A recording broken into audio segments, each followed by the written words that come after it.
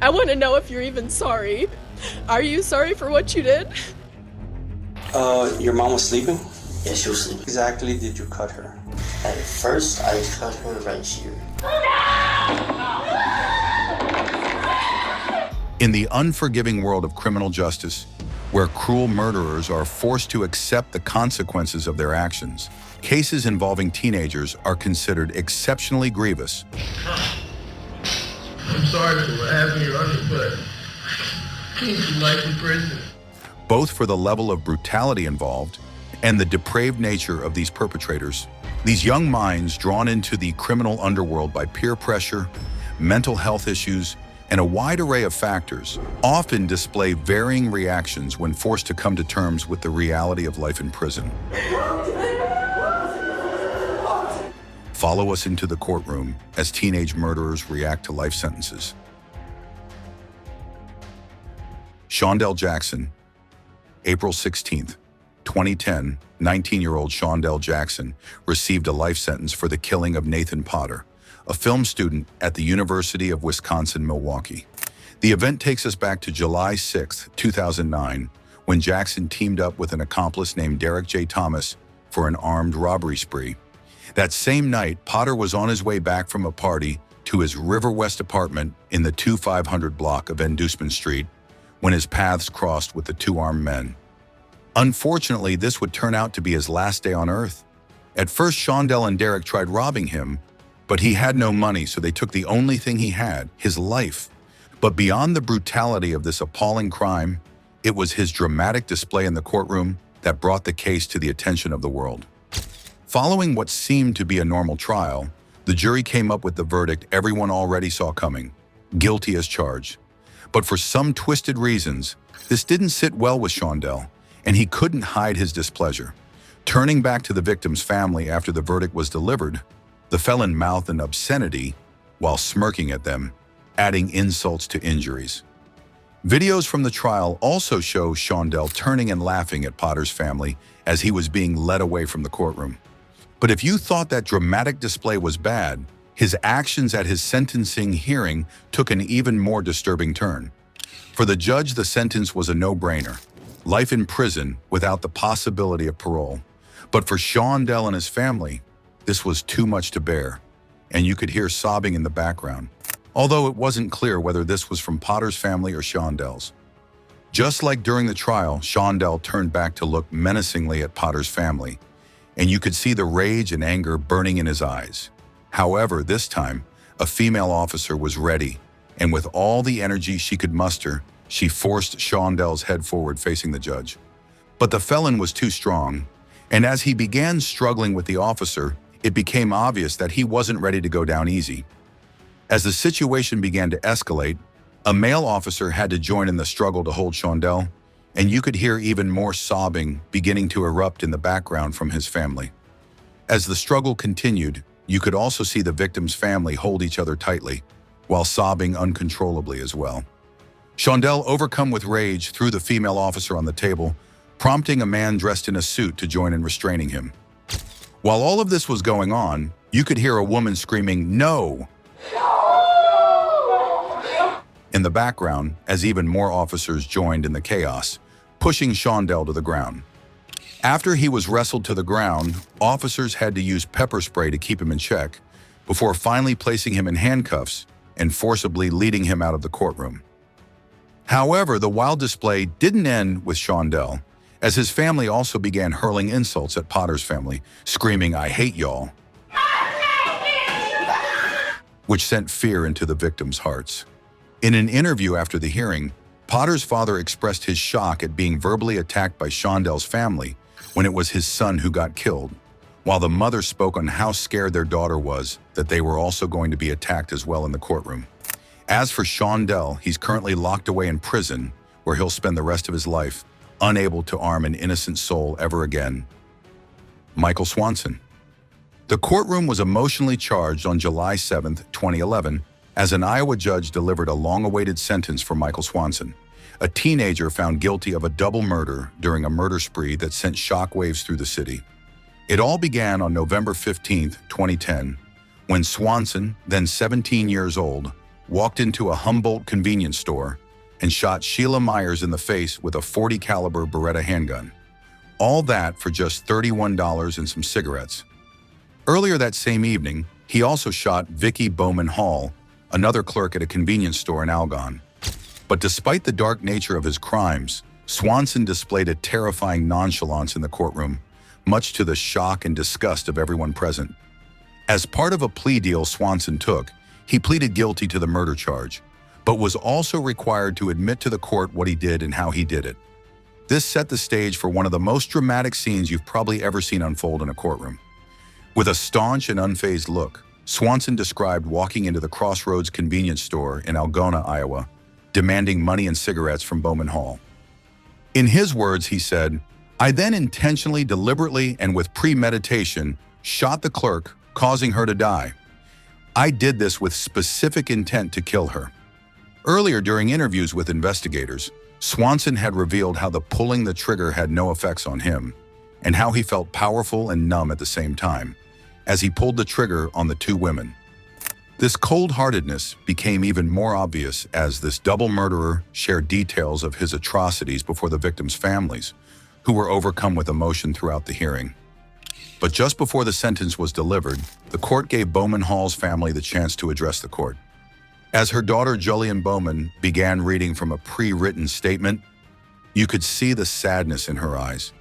She recalled how her mother was an innocent woman who became a victim of Swanson's mindless violence, while calling the murderer a coward.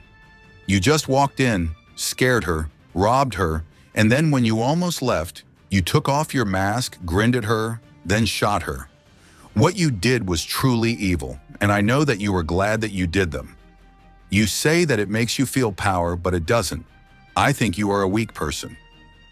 But while the court listened in silence to this emotional address, Swanson could be seen smiling as though he was proud of himself for what he did. This angered the judge, who warned him that if he wanted to keep smiling, he could spend a little more time in the Kossuth County Jail. At this point, Swanson stopped smiling. After hearing from the victim's family, the judge finally sentenced Swanson to life in prison for the killing of Bowman Hall, while he had also received a life sentence for Myers' murder as well in another county. Because of how dark this crime truly was, the two sentences will run consecutively instead of at the same time. And Swanson was also mandated to pay the sum of $150,000 in restitution to Myers' family. In his defense, Swanson's attorney, Charles Kenville, claimed that the unwarranted display of violence was all due to Swanson's long list of mental health problems, all of which could have been avoided if he had received proper medication. But this argument fell flat, and Swanson will now be spending the rest of his life behind bars without any hopes of getting out. Reginald Lofton. At just 14 years old, Reginald Lofton of Gwinnett County, Georgia, committed one of the most gruesome murders ever recorded in the community.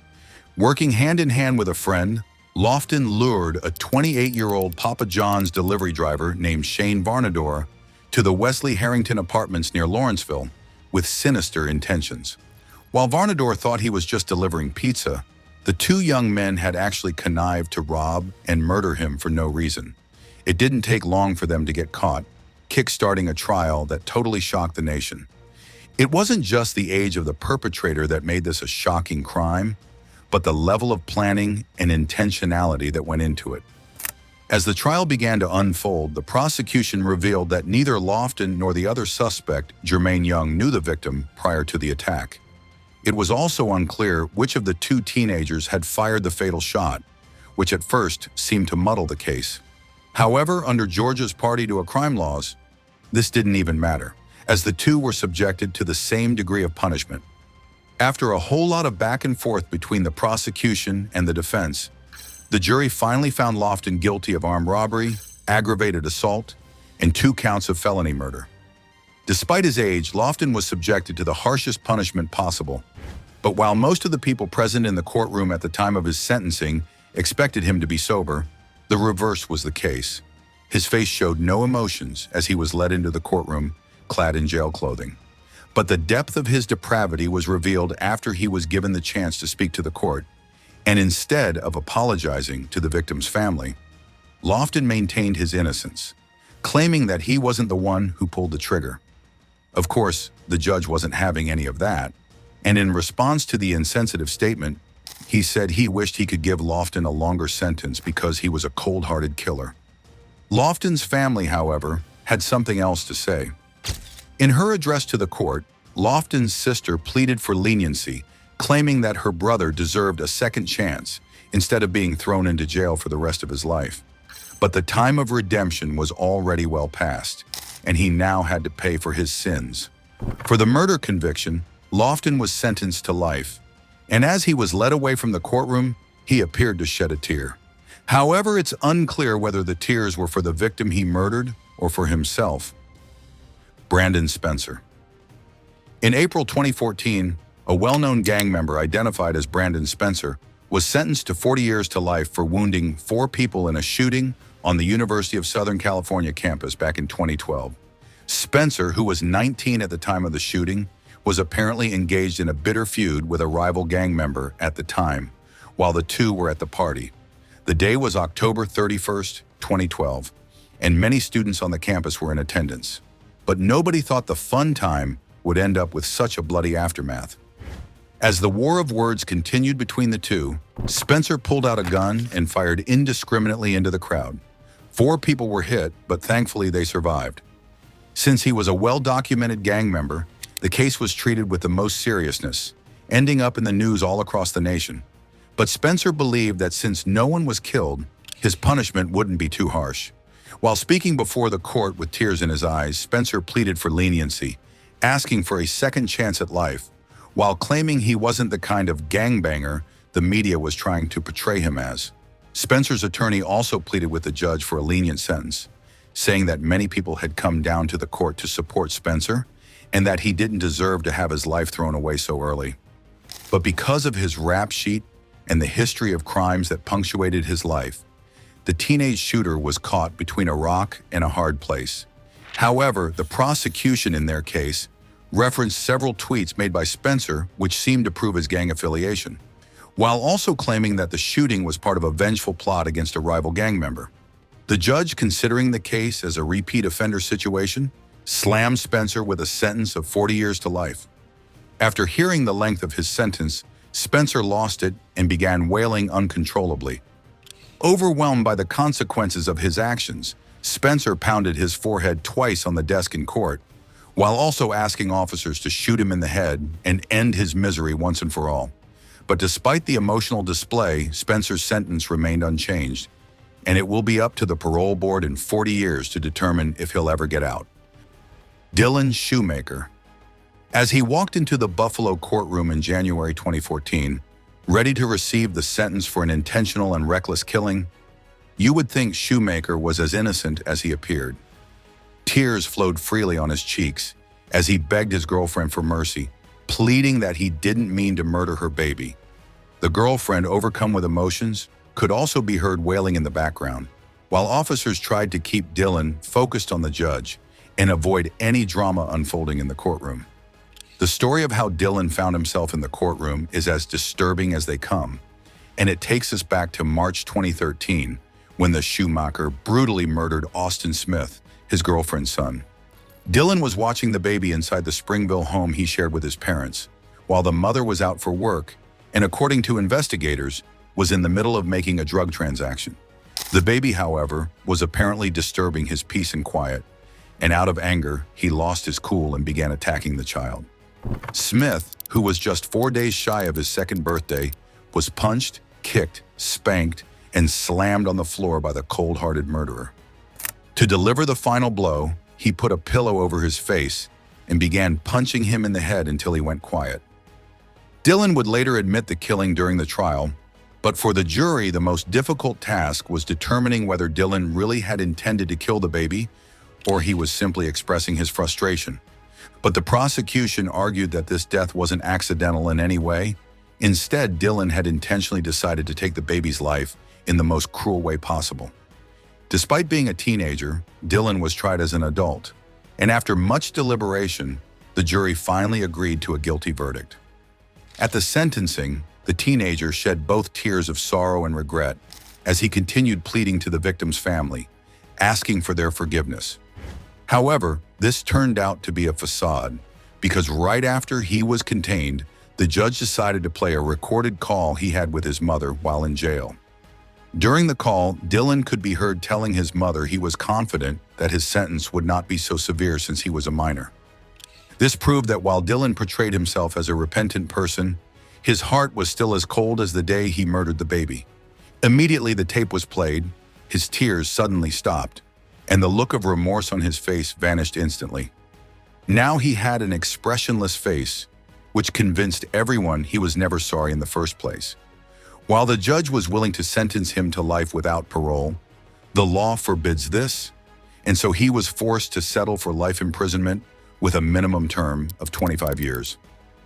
Before we go on with the rest of the video, here's our subscriber's pick for today.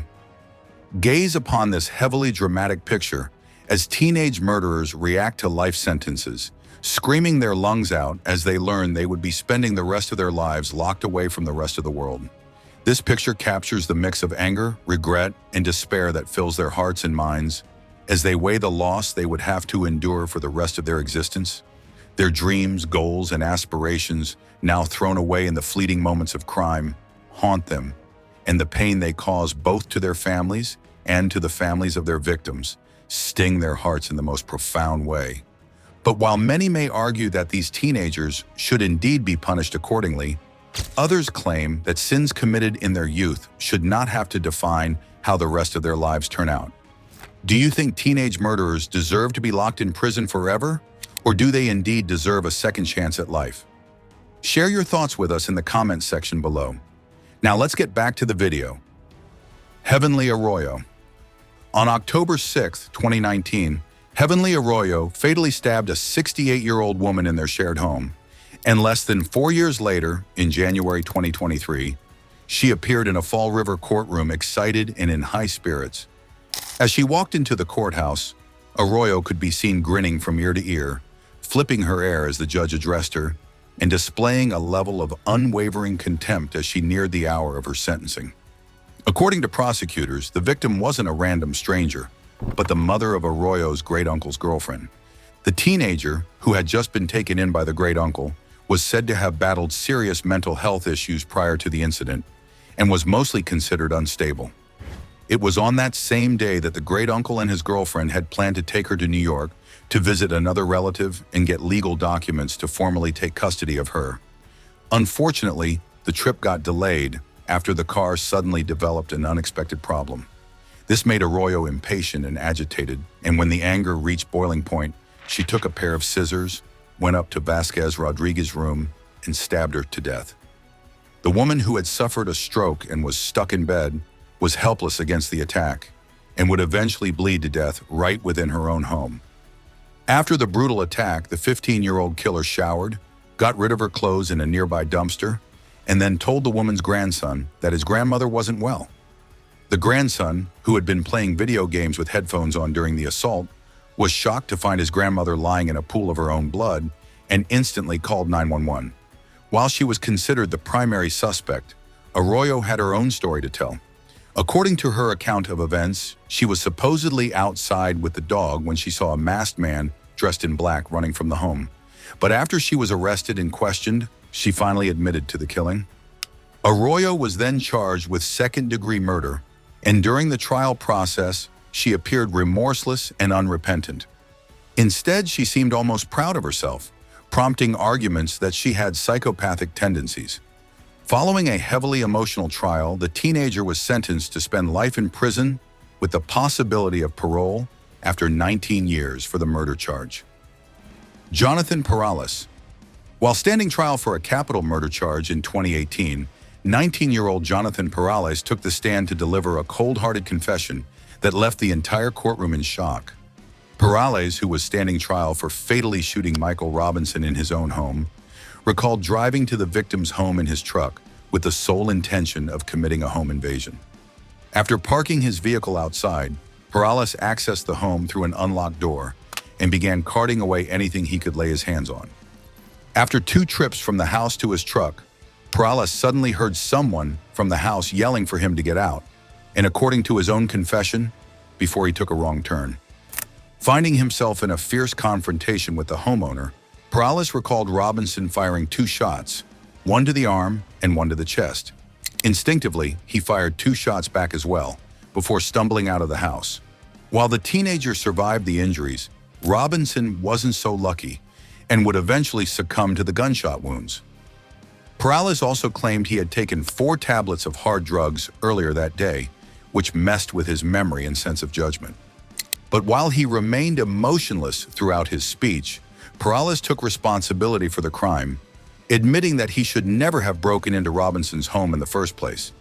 Testimony from a Texas Ranger also confirmed that based on the evidence provided, Robinson had actually fired first, confirming Parales' story. The victim's family were also present in the courtroom at the time, and in their statement, they claimed they've left the case in the hands of God and trust in the justice system to deliver the proper verdict.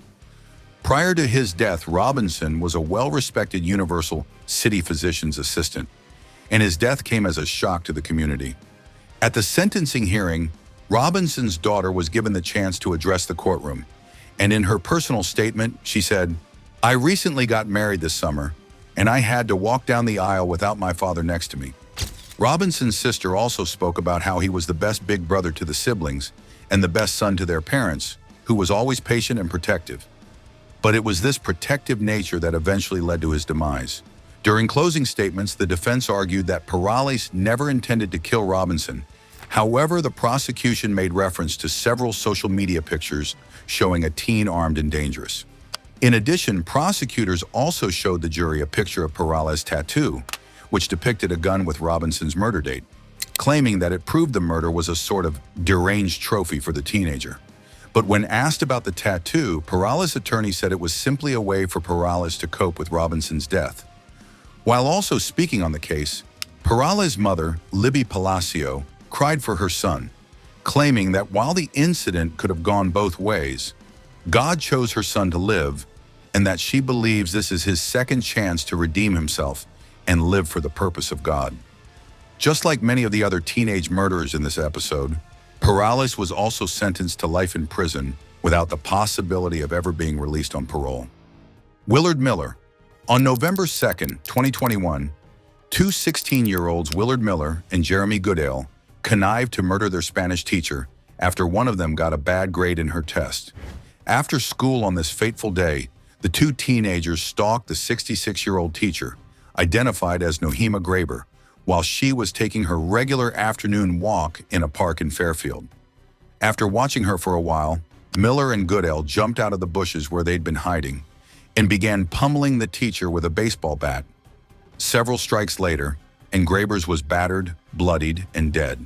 The boys then proceeded to take pictures of the body before concealing it in the bushes, hoping no one would find her. In the process of committing the gruesome murder, Miller and Goodale made several posts on Snapchat, especially one with a caption that read, "You're my Spanish teacher, and this is the last face you see," as well as another which read, "Hiding a body." Shortly after it was discovered that Graber had been murdered, the crime was traced to the teenagers, leading to their subsequent arrest. The reality of the crime dawned on Miller as he appeared in the courtroom for a 7-hour-long trial, which would eventually culminate in his sentencing. As part of his plea deal, Miller was sentenced to life imprisonment with the possibility of parole after 35 years, which means he'll be at least over 50 years old by the time he gets a shot at getting out of prison. Speaking before the sentencing, the judge in charge of the case condemned the attack, stating that the boys had cut the teacher's promising life short for the flimsiest of reasons. Miller also addressed the court, accepting the responsibility for the killing while also apologizing to Graber's family.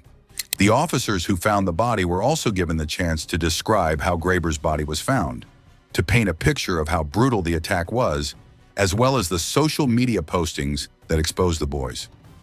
Police recalled finding the body under a tarp in Chautauqua Park, with a wheelbarrow and railroad tie placed over it for better concealment. At first, Miller had claimed he didn't know anything about the teacher's disappearance, but later admitted to seeing other people carrying her body in the park. Then he changed his story, saying that he was present in the park at the time of the murder and provided the materials utilized in the attack, before finally admitting he had a hand in it. Text messages between Miller and Goodale revealed the level of details that went into the attack, as well as the motive behind the whole plot, and the plan to conceal the body after the murder was carried out. As of today, Miller is currently rotting in jail, while Goodale also received a similar sentence during a later trial. Thank you for watching. See you in the next one.